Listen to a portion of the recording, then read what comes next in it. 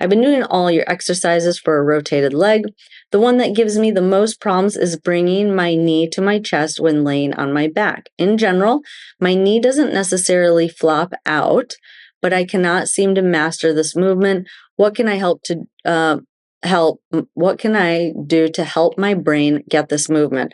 So this question comes up almost every month, same exact question. So I'm going to go a little bit differently with this question. So first, to answer the question, the activity is too hard. If you can't keep your knee from flopping out and you're going against gravity, meaning you're laying on your back, then that's probably too hard. I would do it laying on your side and bringing your knee up to your chest with your weaker leg on top.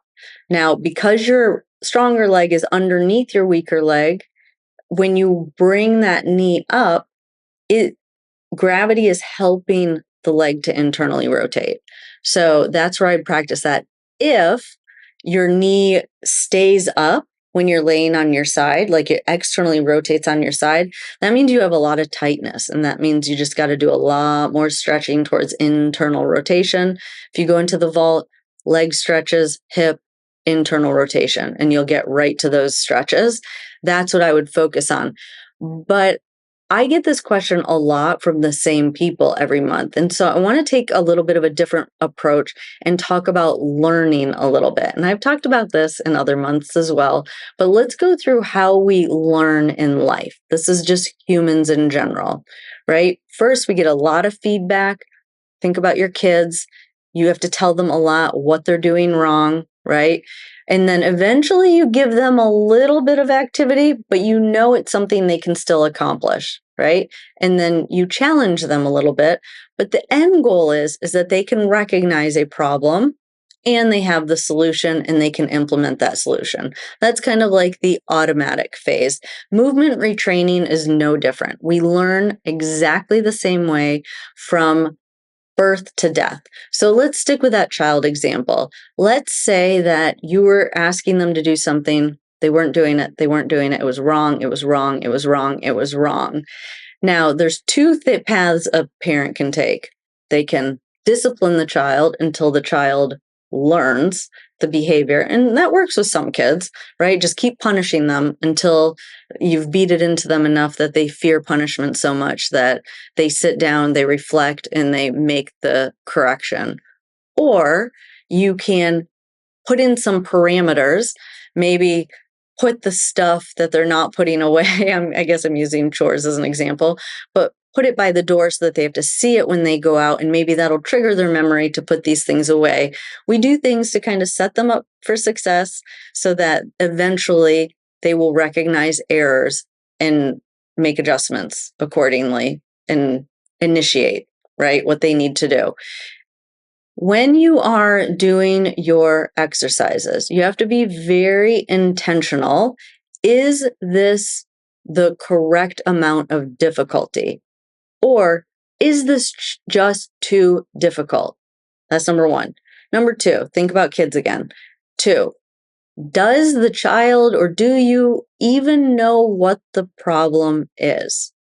If not, then I would probably get back into therapy so that you can figure out, well, is it because my external rotators are tight, or is it because I'm not activating my internal rotators? Is it a synergy pattern?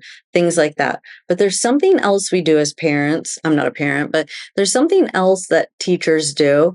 And is the child, or are you focused? Are you thinking about it? Are you reflecting on the movement every single time you try? Tried, oh, the knee went out.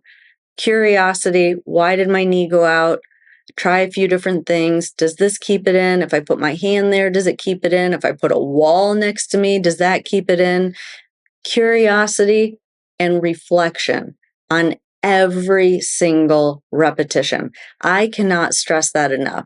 Now, I will say, if you've had a stroke on the right side of your brain, when I work with people in person, this is something I really have to pay attention to, because I can pick up pretty quickly when someone is not focused, right? I know they're distracted. I know they're thinking about something else, and I'll have to kind of bring their attention back to the activity.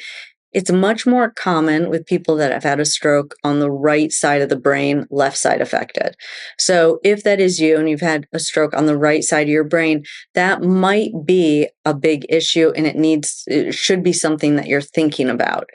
Ways to set yourself up for success as far as the focus goes is no distractions, TV off, radio off, podcasts off, everything off, and not having a lot of people around you. Get to a quiet room, somewhere where you can decrease the stimulation, decrease the distraction, so that you can literally just look at your leg.